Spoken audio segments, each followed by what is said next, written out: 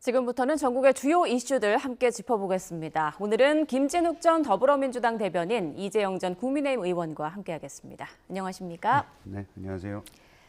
네, 이재명 대통령이 주재한 어제 국무회의, 역대 정부 사상 처음으로 실시간으로 생중계가 됐는데 중대재해 근절대책은 국민에게 알려야 한다, 이런 이 대통령의 지시로 진행된 거라고 하더라고요. 네, 그렇습니다. 이제까지 국무회의가 이렇게 실시간으로 국민들에게 전송된 적은 없었던 것 같습니다.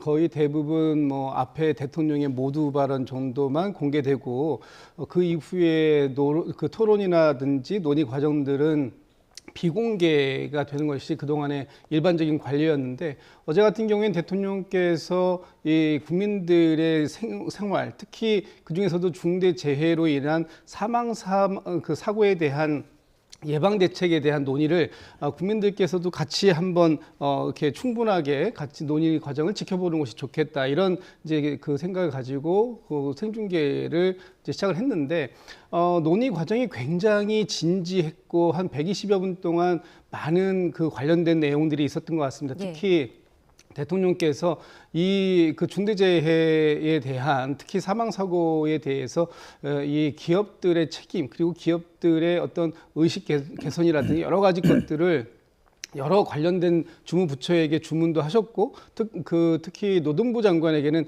직을 걸 각오를 가지고 이 부분에 대해서 그 준비를 해라. 그리고 올해를 이 산업재해에 대한 어떤 이 근절의 원년으로 삼자, 이런 의지까지 국민들께 선보이는 그런 자리가 되었던 것이 아닌가 싶습니다. 네, 말씀하신 것처럼 어제 이재명 대통령 고용노동부 장관에게 직을 걸라고 말을 하는 등 강한 어조로 좀 말을 했는데요. 직접 듣고 계속 대담 이어가겠습니다.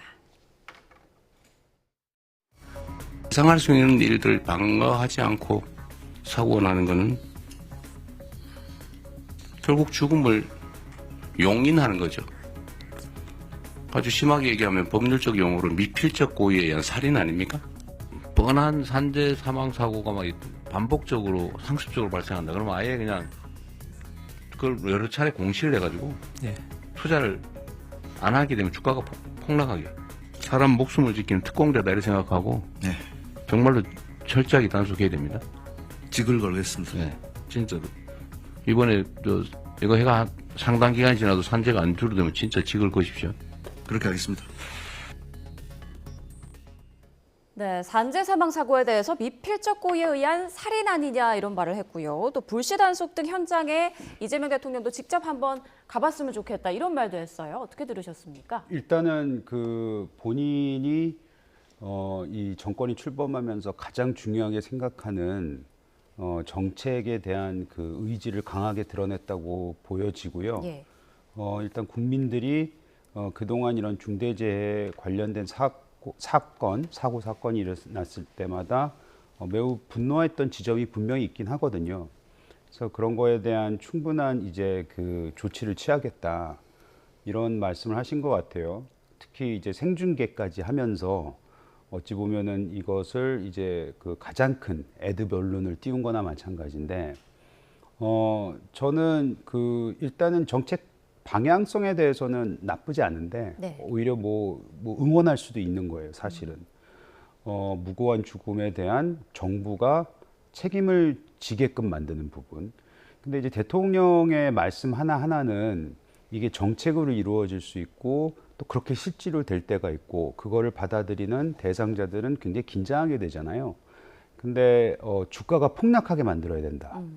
그럼 도대체 어떻게 할 건지. 주가라는 것은 사실 그 회사들이 하는 여러 가지 행위들 중에서 결국에 그 주식에 투자하는 사람들, 그러니까 시장이 이제 결정하는 거잖아요. 그러면은 진짜 주가가 폭락하게끔 만들려면은 어마어마한 이제 정책적 규제가 들어가야 되거든요. 그럼 그 규제가 결국에는 상당히 그 경제 활동에 방해가 되거나 아니면은 너무나도 큰 이제 그 부담으로 가진 않을까라고 우려할 수 있는 부분도 있다고 생각을 합니다. 그래서 어찌됐든 간에 큰 틀에서의 방향성은 맞고 반드시 이루어졌으면 좋겠다는 생각을 개인적으로 하면서도, 대통령께서 어제 조금 감정이 이제 싫으신 듯한 말씀을 하신 것 같아요. 근데 그것도 이해가 가요. 왜냐하면 본인 스스로가 또 노동자 출신이기도 하고 그거에 대한 이제 개인적인 생각이 이제 단연간 가지고 있었을 거 아닙니까? 그래서 그런 부분에 대해서는 앞으로 이게 어떻게 전개가 될지 좀 지켜봐야 될 것 같다는 생각이 듭니다. 네. 자, 전반적인 취지에는 공감을 하지만 조금 더 좀 신중하게 어조를 좀 낮췄으면 어떨까 이런 바람을 말씀을 해주신 것 같아요. 왜냐하면 대통령이니까요. 예, 네, 알겠습니다. 대통령의 한 말씀 한 말씀은 결국에는 굉장히 큰 무게감이 있기 때문에 그런 부분은 좀 아쉬웠다는 생각이 듭니다. 네. 제가 이 부분에 대해서는 짧게만 좀 말씀 좀 드릴게요. 어제 대통령께서 말씀하신 내용이 결과적으로 어느 한 기업이 망해야 된다 이런 취지는 아니신 거예요. 중대재해를 예방하는 것을 더 강화해야 된다. 그것이 오히려 기업의 가치를 더 높일 수 있는 것이다. 이런 측면으로 이해를 해주시면 좋을 것 같고 지금 이제 기업에서 많은 경우에 노동자의 안전에 대해서 이것을 단순하게 비용으로만 산정하는 경우가 있어요. 그렇기 때문에 오히려 이 지금 들어가는 이 예방 활동에서의 비용이 나중에 이 그 중대 재해가 일어나고 난 이후에 기업의 가치라든가 이런 것들이 하락했을 때 오히려 받는 손해가 훨씬 크다라는 걸 느낀다면 기업들이 예방 활동에 전념을 다할 수밖에 없는 거 아니겠느냐 그런 취지에서 하신 말씀을 이해해 주시는 게 좋겠다 이런 생각이 듭니다. 네, 이재명 대통령의 발언에 대해서 김 대변인께서 다시 한번 좀 의중을 짚어주셨습니다. 자, 각종 막말 논란이 불거진 최동석 인사혁신처장이요. 어제 국무회의에서 한 말이 또 논란이 되고 있습니다. 어떤 말인지 들어보시죠. 제가 잠깐 말씀, 요새 유명해지고 있어서 대단히 죄송스럽습니다. 인간의 존엄성은 건드릴 수 없다는 이 철학적 배경이 없이는 이 규정만 가지고는 이 문제를 근본적으로 해결할 수 없다는 생각입니다. 하면 네, 그건 충분히 이해하겠고요. 네, 좀 결론만 요지를 말씀해 보시죠. 교육이 필요하다는 겁니다. 네, 그러니까 산업재해 예방책과 관련한 의견을 말하기에 앞서서 자신의 과거 발언 등이 연일 도마 위에 오른 것을 의식해 유명해져서 죄송하다라고 말문을 연 것으로 보이는데요.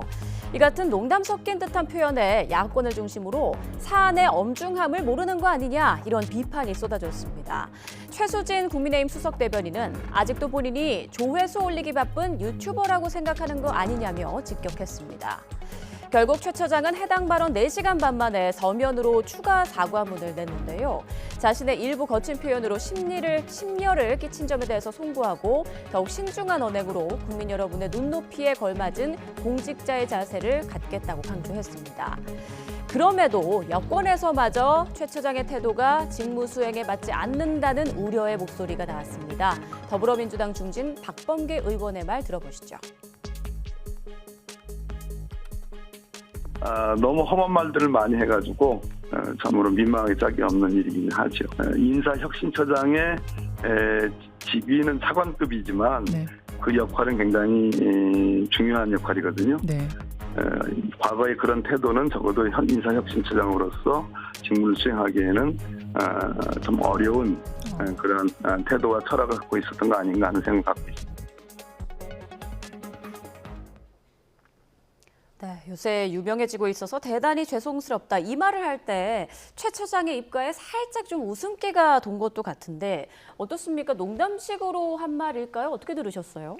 이분은 그냥 그 고집불통의 꼰대 같아요.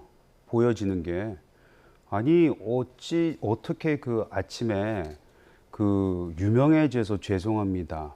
방금 앵커께서도 말씀하셨듯이 약간의 미소도 보이는 것 같고 그걸 누가 진정성 있는 사과로 봅니까? 오히려 더 비아냥거리는 것처럼 보여지죠. 그리고 본인한테 발언 기회가 주어진 것도 스스로 저 발언 좀 하겠습니다 그런 거 아닙니까? 그래서 그런 식의 태도가 과연 이 사람이 그 어떤 직에도 맞나라는 의구심을 가질 수밖에 없고요. 게다가 그 나중에 뭐 이렇게 빨리 돌리기를 하신 것 같은데 계속 자기 철학 얘기하고 국무위원들 앉혀놓고 많이 가르치듯 훈육하듯 이게 과연 이 사람이 아까도 말씀드렸듯이 자기애가 굉장히 강하고 남들 가르치려는 생각만 가지고 있고 과연 맞나. 그리고 어제 그 얘기도 나왔던 것 같아요. 상권 분립은 더 이상 필요 없다 뭐 이런 식으로 말씀하셨다는 발언이 있었다면서요.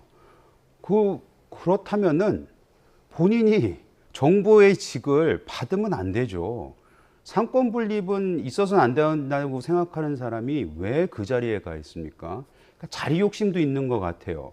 그러니까 욕심 많고 고집 세고 막말하고 이런 여러 가지 종합 세트인 사람을 왜 이재명 대통령이 같이 가려고 하는지 이해가 안 되는 것뿐만 아니라 그리고 문재인 전 대통령에 대해서도 굉장히 강하게 비판했잖아요. 네. 뭐 저야 국민의힘이니까 그렇다고 치다 하더라도 저기 앉아있는 국회의원 중에서 문재인 정부 시절에 청와대에서 일했던 사람들도 있고 박상혁 그 민주당 그 원내에서 무슨 직을 맡고 계신 것 같은데 그분도 대통령 그 청와대 행정관 출신으로 알고 있거든요. 그분들이 옹호하는 걸 보면서 저 사람 도대체 무슨 생각으로 이 사람이 이렇게 옹호를 하나. 자기네들 과거에 대해서 어느 정도 이런 부분은 그냥 비판을 해줘야 되는데 이렇게까지 이 사람을 보호하고 옹호하고 민주당이 도대체 무슨 생각을 가지고 있는지 대통령실은 또 무슨 생각을 가지고 있는지 어제 나왔던 사과 그 결국에 하도 뭐라 그러니까 뭐 A4 반도 못 채운 그런 사과문 하나 한 장짜리 나온 것 같은데 마지못해서 한 것 같은 것도 너무나도 여실히 드러나고 해서 제가 지금 오늘 비판을 좀 세게 하고 있긴 하지만 이런 분 같이 데려가는 거는 매우 이 정부에도 안 좋고 사람들 눈에도 귀에도 더워 죽겠는데 더 이상 봐서는 안 된다고 생각합니다. 네, 민주당 내부에서 최 차장에 대해서 엄호하는 듯한 발언을 하는 그런 인사들도 있고 또 민주당 박범계 의원 같은 경우는 앞으로 이재명 대통령에게도 부담이 될 수 있다 이렇게 말을 했거든요. 지금 민주당 내부에서 여론은 어떻습니까? 여러 가지 생각들이 다 같이 공존하는 거 맞습니다. 예. 지금 특히 이제 어제 그 최동석 인사혁신처장이 국무회의에서 본인이 이제 발언을 신청해서 발언하기 전까지는 그래도 대통령께서 하신 인사권에 대한 존중도 있고 또 공직자 신분을 갖기 이전에 개인적인 차원에서 발언했던 것들도 다소 부적절한 부분도 있고 과도하게 표현된 부분도 있다라고 보여집니다만 뭐 그런 부분들은 사인 시절에 했던 부분이다라고 이제 용인하고 넘어갈 수 있는 부분도 있었다. 그런데 어제 국무회의에서 한 발언을 놓고 보면 이게 TPO라는 게 있는 거잖아요. 상황과 장소와 때와 장소에 맞는 그런 발언들이 있었으면 했는데 말씀 주셨던 것처럼 이 약간 농담 섞인 발언식으로 인사말을 시작한다거나 이런 부분들을 하는 그런 자리가 아니거든요. 예. 어제 이 엄중한 이 그 재해 예방에 대한 산업재해 예방에 대한 그런 부분에 대한 토론을 전 국민에게 생방송으로 진행되고 있는 과정 속에서 본인이 한마디 한마디가 얼마나 다르게 평가받을 수 있는지 하는 그 자리의 엄중함을 좀 깨달으셨어야 되는데 그러지 못했다. 본인이 말씀하신 내용은 물론 철학적인 부분이 배경이 되어야 된다라는 말씀을 하시고 싶었던 것 같긴 하지만 제가 판단할 때 인사혁신처장으로서의 능력을 보여줄 수 있는 자리였다면 지금 각 부처마다 이 산업재해 예방을 위해서 각 부처가 할 수 있는 많은 안들을 발표하는 또 그런 걸 논의하는 자리였기 때문에 인사혁신처에서 공무원들 75만 명의 복무를 관장하는 기관이라면 이 산업재해 예방을 위해서 각 공무원들이 얼마만큼 열심히 해야 되는지 그리고 그 부분에 대해서 열심히 한 공무원들에 대한 어떤 인센티브 제도라든지 이런 부분들을 적극적으로 지원할 수 있는 방안을 인사혁신처 차원에서 찾겠다. 아마 이런 좀 구체적인 얘기들이 있었다면 그래도 이분이 그동안 해왔던 많은 말씀들 중에 그것과 관계없이 그래도 인사혁신과 관련된 어떤 나름의 능력은 있구나 하는 부분을 인정받았을 텐데 그렇지 못하고 이제 장황하게 이제 철학적인 부분들을 말씀하시다 보니까 대통령께서도 알겠고요. 그래서 결론만 짧게 말씀 주시라 하니까 결론은 교육이 필요하다. 지금 그 얘기가 그렇게 오랫동안 그 얘기가 있어야 되는 거냐. 대통령께서 공무원의 1시간은 5,200만 국민의 1시간, 그래서 5,200만 시간인 것 같다라고 그렇게 귀중한 시간을 할애해서 얘기하는 것이라면 조금 더 정제되었고 조금 더 그 확실한 어떤 대안적 성격의 발언을 통해서 본인의 역량을 좀 드러냈으면 어땠을까. 그러지 못한 부분이 많은 분들에게 좀 실망감으로 다가왔던 것이 있고 그것이 결국 오후에 사과문을 발표하는 데까지 이르게 된 거 아닌가. 그래서 저는 좀 굉장히 개인적으로 어제의 발언은 안 하니만 못한 그런 좀 아쉬운 자리가 아니었는가라고 평가해 봅니다. 네. 제가 한 말씀만 더 드리면 네, 짧게 보세요. 부탁드립니다. 네. 어제 이게 생중계라는 거를 국무위원도 모른다고 하지 않습니까? 그렇게 들려지는데 이분 아마 제가 생각컨대 본인 발언을 이렇게 자처한 거는 이 생중계니까 아마 내가 관종이기 때문에 나가야 된다는 생각을 했었을 것 같고요. 그리고 아까 말씀하셨듯이 오늘만 해도 중대재해 생중계 역사상 처음으로 있는 국무회의 생중계에 대해서 중대재해법에 대해서 우리가 얘기를 하는 게 아니고 이 최동석이라는 사람에 대해서 발언에 대해서 더 얘기를 하고 있잖아요. 이미 벌써 이 정권에 어마어마한 부담이 되는 사람이고 제가 생각컨대 앞으로도 계속 사고 칠 겁니다. 빨리 정리하시는 게 좋을 겁니다. 네, 지금 민주당 내부에서도 좀 우려의 목소리가 점점 커지고 있다라는 분위기를 알 수가 있었습니다. 자, 그리고 광복절이 다가오면서요. 조국 전 대표 사면론이 고개를 들고 있는 가운데 고민정 민주당 의원까지 이에 가세를 했습니다. 화면으로 함께 보겠습니다. 네, 어젯밤 SNS를 통해 조국 전 대표를 면회하고 왔다고 밝힌 고민정 의원, 조 전 대표를 가리켜 마음에 빚을 지게 만드는 사람이라며 검찰개혁을 요구했던 우리가 틀리지 않았음을 사면을 통해 확인받고 싶은 마음이다라고 적었습니다. 김동연 경기도지사도 같은 날 SNS에 조국 전 대표의 특별 사면을 요청드린다며 글을 올렸는데요. 국민 상식으로나 법적으로 가혹하고 지나친 형벌이었다며 사면이 국민 통합을 향한 큰 걸음이 될 것이라고 말했습니다. 하지만 더불어민주당은 당 차원의 공식 논의가 없었다는 입장입니다. 문진석 민주당 원내운영 수석부 대표는 오늘 기자들과 만나 조국 전 대표 사면에 대해서 하나도 논의한 바가 없다며 대통령의 고유 권한이고 우리가 하라 말아 하는 건 문제가 있다고 본다. 판단은 우리 몫이 아니다라고 밝혔고요. 또 어제 진행된 민주당 당대표 후보 마지막 TV 토론회에서도 두 후보 모두 신중한 입장을 보였습니다. 들어보시죠. 민감한 사안에 대해서 대통령의 특수 고유 권한에 대해서 왈가왈부하는 것은 옳지 않다 이런 생각이 듭니다. 사면권자의 입장을 존중하고 우리는 의견을 좀 자제하고 다른 방식으로 전달하는 것이 적절하겠다. 네, 방금 들어온 속보 전해드리겠습니다. 김건희 특검에서 오늘 윤석열 전 대통령에 대한 체포영장을 청구한다라는 입장을 밝혔는데요. 직접 연결해서 브리핑 들어보겠습니다. 2025년 7월 30일 정례 브리핑을 시작하겠습니다. 특검은 어제 불출석한 윤석열 전 대통령에게 오늘 오전 10시에 출석하라는 통보를 재차하였으나 윤석열 전 대통령은 어제에 이어 오늘도 아무런 사유를 밝히지 않은 채 특검에 출석하지 않았습니다. 이에 특검은 오늘 오후 윤석열 전 대통령에 대한 체포영장을 청구하였습니다. 특검은 양평 공흥지구 개발 사건 관련하여 진행 중인 형사재판에 대하여 추가 자료 제출과 추가 기소를 위해 공소 유지 중인 검찰에 기일 추정을 요청하였고 허위 공문서 작성 등 사건을 진행하던 수원지법 항소부는 이를 받아들여 최근 기일 추정을 하였습니다. 이상으로 브리핑을 마치겠습니다. 네, 특검팀의 브리핑 들어보셨는데요. 어제 윤 전 대통령이 소환에 불응하자 오늘 오전 두 번째 소환을 통보했었는데 오늘도 사유 없이 불출석을 했다면서 오늘 윤 전 대통령에 대한 체포영장을 청구한다라는 브리핑이 있었습니다. 또 추가 소식 들어오면 전해드리도록 하겠습니다. 앞서 조국 전 대표 사면론과 관련해서 이야기를 나눠보고 있었는데 지금 국민의힘에서 보시기엔 이처럼 사면론이 나오는 분위기 좀 어떻게 보십니까? 그리고 가능성은 좀 있다고 보세요? 사면 논의가 나오는 거는 제가 봤을 때 민주당 내 권력 투쟁이 시작한 게 아닌가 이런 생각이 들고요. 왜냐하면 조국 대표의 사면을 요구하는 사람들이 보면 이재명 대통령과는 좀 거리가 있는 사람들로 보여지고 오히려 예전에 문재인 전 대통령과의 관계가 좀 돈독한 사람들로 보여집니다. 그래서 그런 식으로 해석이 가능하다고 생각을 하는데 그럼 이게 가능성이 있겠느냐? 저는 전혀 없다고 봐요. 왜냐하면 예, 이재명 대통령은 지금 특히 민주당 이 진영은 제2인자가 없어요. 그리고 2인자를 키우거나 존재하는 것에 대한 부담감이 있을 겁니다. 그거는 역대 정권에서 다 그랬습니다.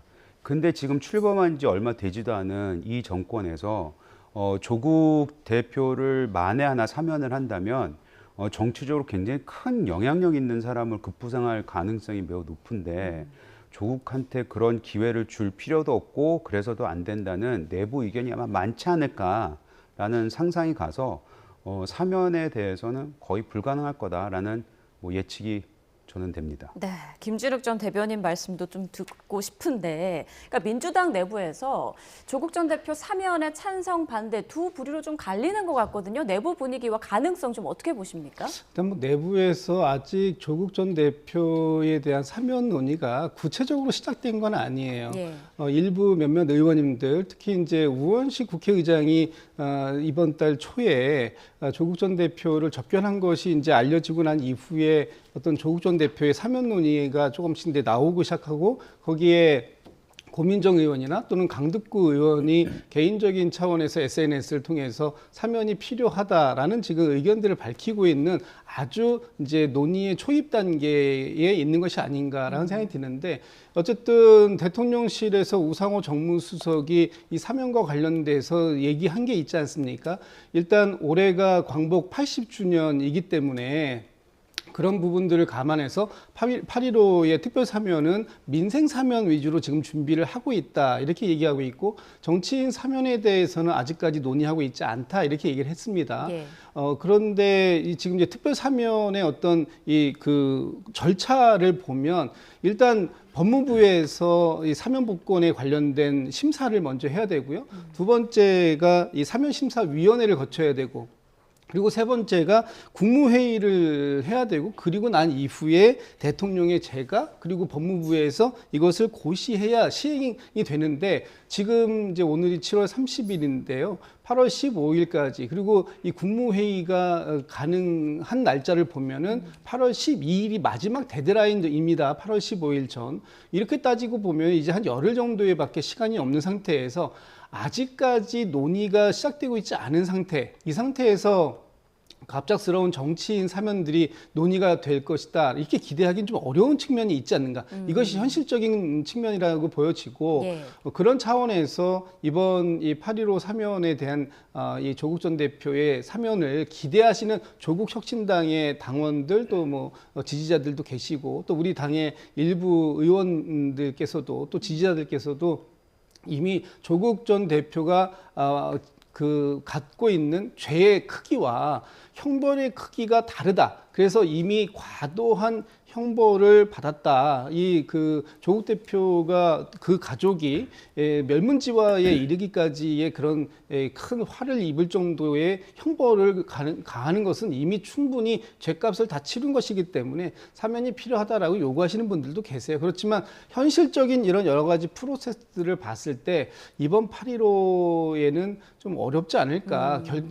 물론 여전히 아까 그 우리 당대표 후보들도 말씀을 주신 바가 있습니다만 대통령의 고유 권한이기 때문에 대통령께서 최종적인 결심을 하신다면 뭐 시간의 문제라기보다는 결심의 문제로 또 넘어가는 부분이 있을 수도 있지만 지금 당장 많은 이 사면에 대한 여러 가지 이 검토 의견들을 놓고 봤을 때 물리적인 시간적 부족함 이런 것들이 결과적으로 이번 8.15 특사에서는 좀 가능성이 좀 낮춰지는 게 아니냐 이렇게 전망해 볼 수 있을 것 같습니다. 네, 두 분 모두 조국 전 대표의 사면 가능성에 대해서는 좀 낮게 전망을 하셨고 그렇게 된다면 또 조국 전 대표를 응원하는 지지하는 측에서는 또 어떤 입장을 밝힐지 앞으로의 상황을 좀 지켜봐야 될 것 같습니다.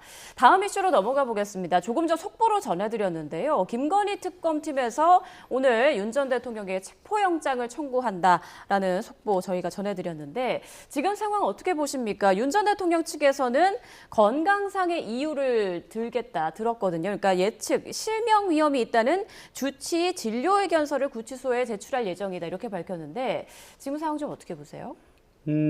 실명될 거라고 믿는 사람은 거의 없는 것 같아요.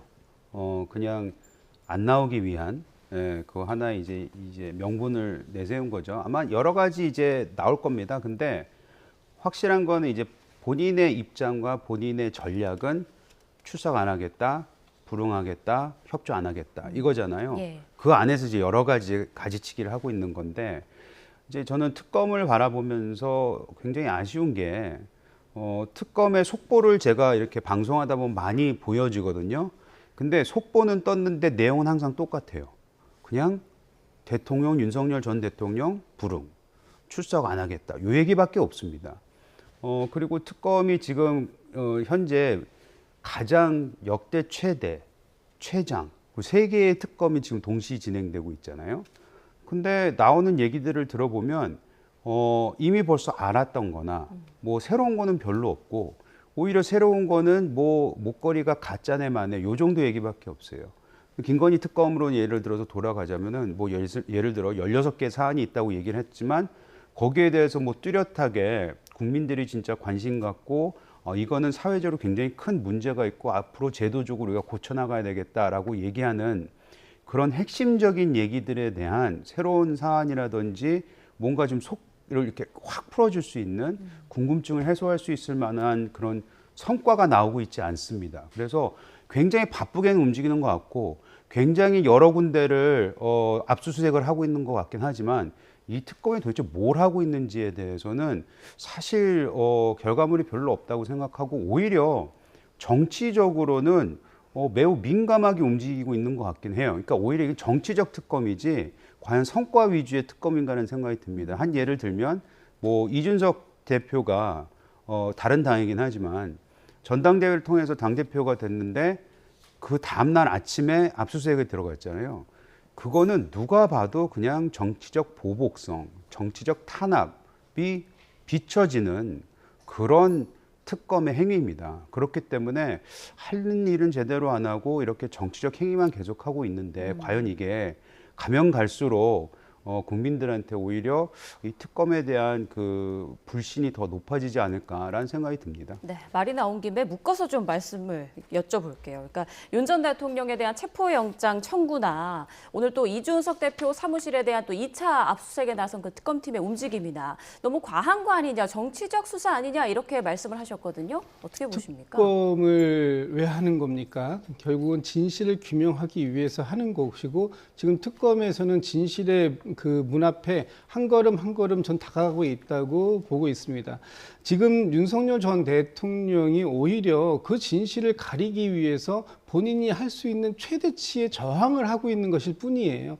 이를테면 윤석열 전 대통령이 본인에 대한 구속적부심 심사에 참여해서 수시간씩 4시간, 5시간씩 본인이 왜 구속되면 안 되는지에 대해서 본인 스스로 또 30분 이상 본인을 소명하지 않았어요. 그 변호하지 않았습니까? 그리고 요즘에 매일같이 하루에도 2-3번씩 변호인 접견을 하고 있다고 합니다. 그 정도로 건강에는 큰 문제가 없는 거예요. 그럼에도 불구하고 특검에서 나와서 수사를 받으라는 요구를 거부하고 있는 겁니다. 진실 규명에 대한 의지가 전혀 없다라는 것이고 그런 측면에서 오늘 이 김건희 특검이었나요? 거기에서 지금 그 체포영장을 청구한 것은 저는 너무나 당연한 수순이다. 본인이 밝혀야 할 어떤 여러 가지의 죄목들에 대한 진상 규명을 위해서 특검은 할 일을 하고 있는 것이다라는 것이고 지금 일부 국민의힘이나 또는 이준석 대표에 대한 압수수색을 가지고 정치적 그 수사다 그리고 정치적 보복이다 이렇게 지금 이제 말씀들을 주시는데 어떤 부분에서 정치적인 보복이죠? 지금 내란 특검에서 당시에 12.3 비상계엄과 관련해서 이 비상계엄을 해제 방해하려고 하는 행위들 이런 부분들이 있었는지 여부에 대해서도 수사 대상이기 때문에 그 부분을 수사하겠다라는 것이고 그와 관련되어 있는 국민의힘의 의원들을 앞으로 소환할 계획 그리고 또 안철수 의원에 대해서도 그 부분을 조사하겠다고 참고인 신분으로 출석해달라고 요청했던 거 아닙니까?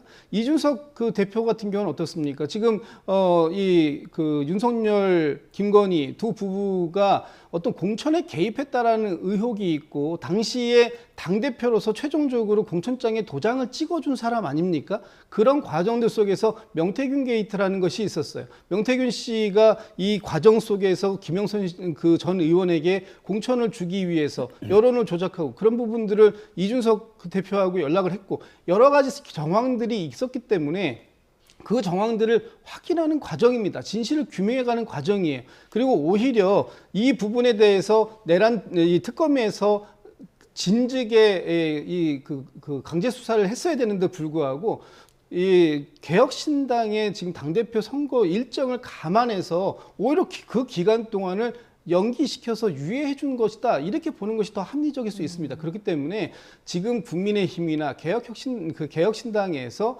마치 본인들이 아무런 죄가 없는데 그 부분에 대해서 정치적으로 보복을 당하고 있다. 이런 식으로 말씀하시는 것은 지금 이 특검의 취지와 매우 상반된 그 주장을 하고 계시는 것이다. 이런 말씀을 드리고 싶습니다. 그 이준석 대표에 대해서 좀 말씀을 드리자면 다시 말씀드릴게요. 우리 당이 아니기 때문에 좀 그렇긴 한데 계속해서 특검의 필요성과 본인이 그 취해왔던 명태균과의 관계에 대해서는 꾸준히 얘기해 왔습니다.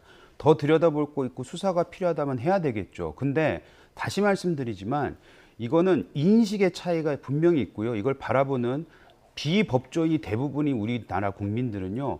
잠깐만 여기는 방금 전에 당대표가 됐는데 그걸 12시간도 안 돼가지고 쳐들어간다. 그것도 압수수색을 통해서 누가 봐도 이거는 이재명 대표와 이재명 당시 후보와 이준석의 그 후보 토론회에서 보여줬던 모습 그거에 대한 정치 보복이 아니냐 이렇게 버려보는 분들이 많습니다. 그래서 특검이 모르겠습니다. 그런 정부적인 판단을 할 수 없는 곳인지는 모르겠으나 결국에는 굉장히 특검의 전체적인 상황에 대해서는 부담을 주는 그런 정치적 보복성의 행위로밖에 볼 수 없다라고 말씀드릴게요. 네, 알겠습니다. 두 분의 공방이 좀 치열한데요. 시간 관계상 여기에서 좀 마무리를 짓도록 하겠습니다. 지금까지 김진욱 전 더불어민주당 대변인, 이재영 전 국민의힘 의원과 전국 상황 짚어봤습니다. 고맙습니다.